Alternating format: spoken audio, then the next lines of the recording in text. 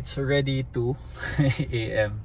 So, di pa ako tapos sa araw ako mag-ano pa ako, mag-macbar pa ako, mag-answer pa ako ng 5 previous bar questions. Tapos yun, nag-drive ako. Tapos ngayon ko lang nalaman na pag alas 12 may nagbubudots pa sa labas.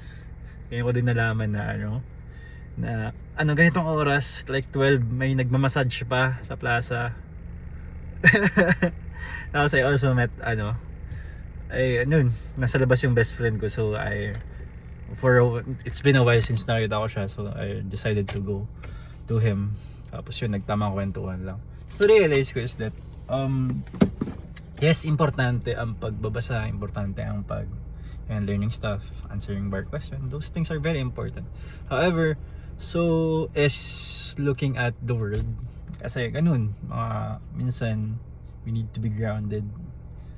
Yun, dapat na-realize na yes, importante yun, pero importante din na you observe the things around you. Kasi mas ma-appreciate mo siya. Ano pa ba? Yun naman lang. Anyway, I still have to work. Bye-bye.